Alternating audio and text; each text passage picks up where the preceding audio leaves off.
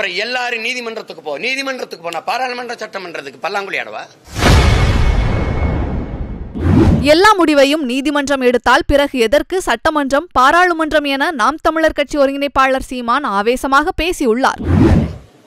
நீதியின் ஆட்சி ஒன்றும் இல்ல, மக்களாட்சி நாட்டில் இத்தனை கோடி இத்தனை லட்சங்கள் செலவழிச்சு சட்டமன்ற தேர்தல் பாராளுமன்ற தேர்தலை நடத்தி மக்கள் பிரதிநிதிகளை நீங்க தேர்வு செய்யறது எதற்கு?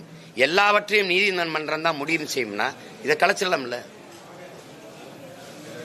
நீங்க நீட்டு நான் எழுதணுமா வேணாமா? முடிவு செய்யறது யாரு?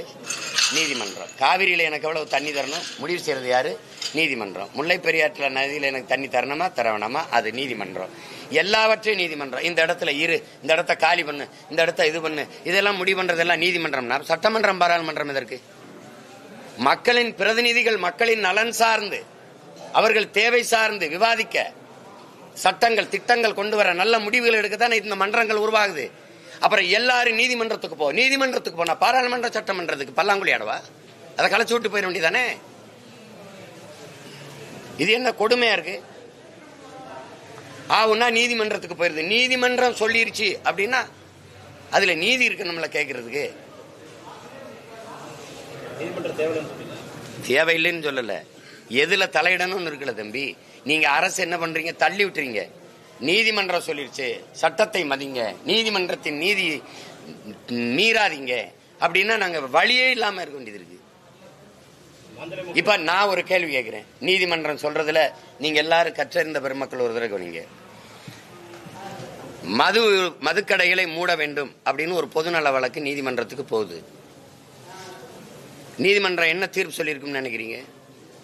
அரசின் கொள்கை முடிவில் தலையிட முடியாதுங்குது. எதுல? குடிக்கிறது இல்ல. அரசின் கொள்கை முடிவில் தலையிட முடியாதுன்னு நீதிமன்றம் சொல்லுது. அரசு ஒரு வழக்கு தொடுக்குது. நீட்ல இருந்து படிக்கிற மாணவர்களுக்கு விலக்கு அளிங்கன்னு யார் சொல்றது? அரசு. அரசு ஒரு முடிவெடுத்து கொள்கை முடிவெடுத்து வழக்கு தொடுக்குது. அதுக்கு நீதிமன்றம் என்ன சொல்லுது தெரியுமில்ல? எழுதுங்குது. அரசின் கொள்கை முடிவில் தலையிட முடியாதுன்னு குடிக்கிறதுல சொல்லுது. அரசு ஒரு கொள்கை முடிவெடுத்து வழக்கு தொடுக்குது, மாணவர்கள் படிக்கிறதுல அதை தலையிடுது, எழுதுன்னு. இதை எப்படி பாக்குறீங்க இந்த நீதியை தம்பி? இந்த தீர்ப்பை எப்படி பாக்குறீங்க? ஒரே நீதிமன்றம் தான் ரெண்டையும் சொல்லுது. இப்ப நான் இதை எப்படி பாக்குறது? செய்திகளை உள்ளது உள்ளபடி தெரிந்து கொள்ள ரெஃப்ளெக்ட் நியூஸை சப்ஸ்கிரைப் பண்ணுங்க.